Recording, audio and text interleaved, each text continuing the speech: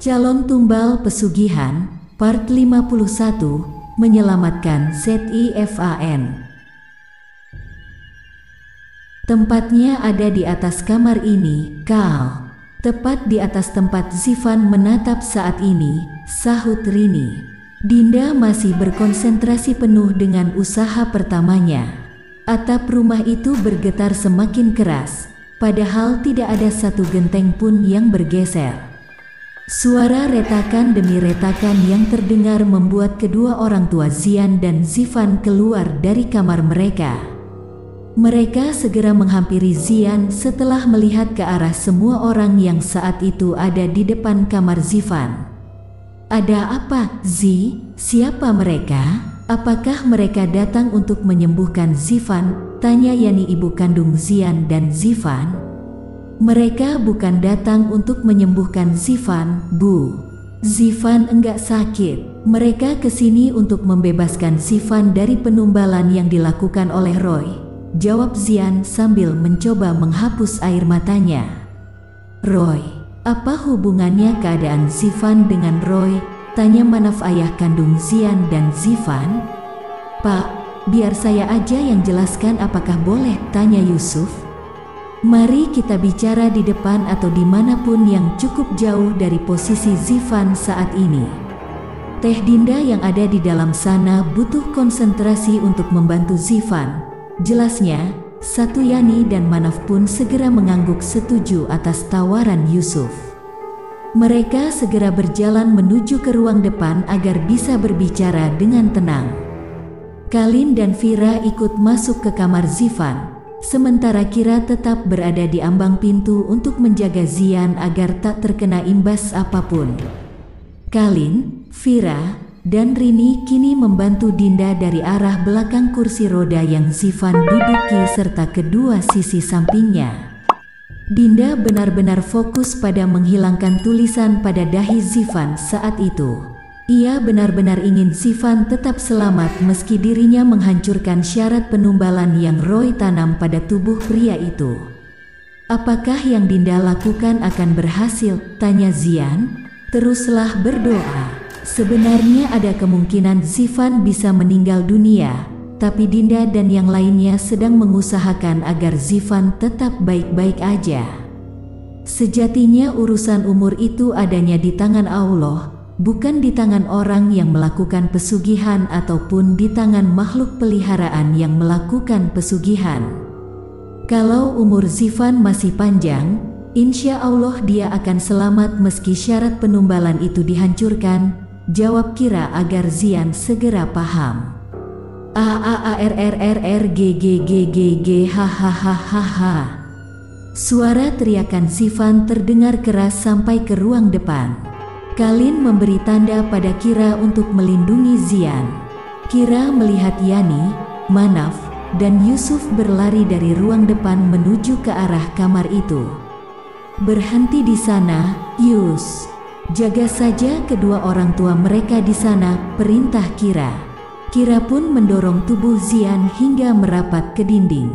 "Bismillahirrahmanirrahim. Robi auzu bika min hamazati syayatin wa auzu bika robi ayahdurun," ucap Kira berulang-ulang. Zian terus ditahan pada dinding luar kamar tempat Kira mendorongnya, sementara Yusuf meminta Yani dan Manaf untuk kembali ke depan. "Hahaha. Lepaskan aku, dia tidak akan membiarkan aku bebas. Hahaha." Dinda pun memberi tanda pada Kalin, Vira, dan Rini untuk menyerang bersama.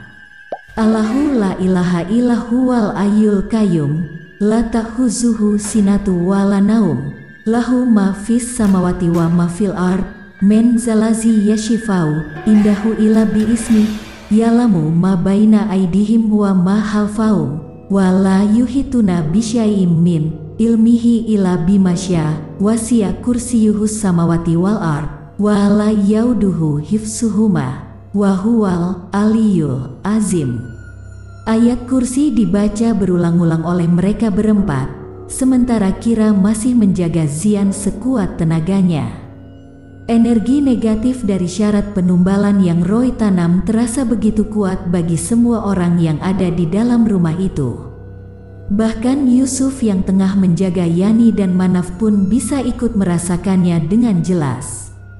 Mereka bertiga membaca semua ayat dalam Al-Quran yang dirasa bisa menjauhkan mereka dari makhluk halus berupa jin maupun iblis. Teriakan Zifan benar-benar masih terdengar oleh mereka dan hal itu tampaknya semakin parah. Hahaha. Lepas, aku tidak tahan lagi. Hahaha.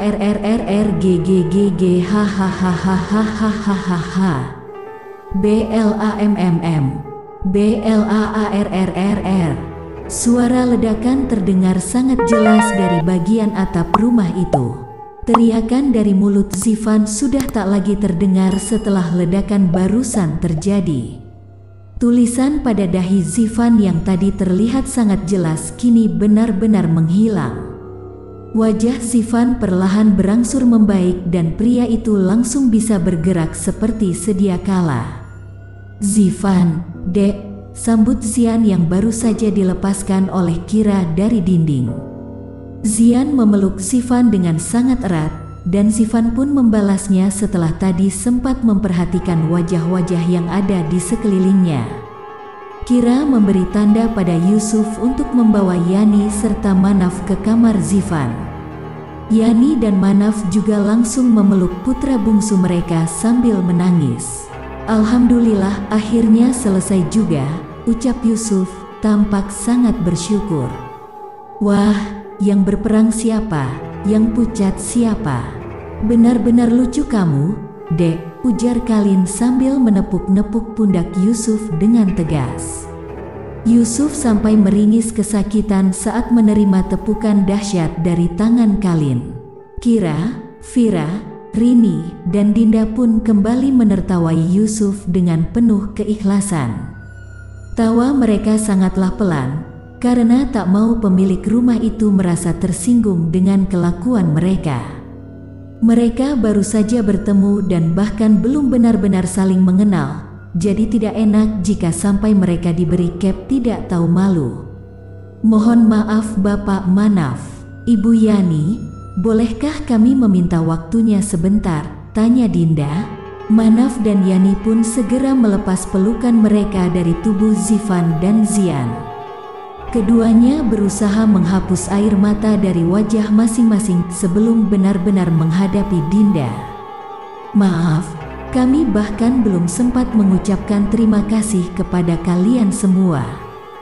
Kami terlalu emosional, karena Zifan baru saja kembali kepada kami setelah bertahun-tahun terjebak seperti yang tadi kalian lihat, ujar Manaf. Kami paham, Pak. Kami sama sekali tidak mempermasalahkan soal rasa emosional kalian saat ini. Hanya saat ini, kami mau meminta izin untuk mencari sumber suara ledakan yang terjadi tadi. Sekaligus, kami akan memberikan lampu pada semua titik yang ada di bagian luar rumah ini. Karena beberapa hari yang lalu saat saya melintas di depan rumah ini, tampaknya sangat gelap.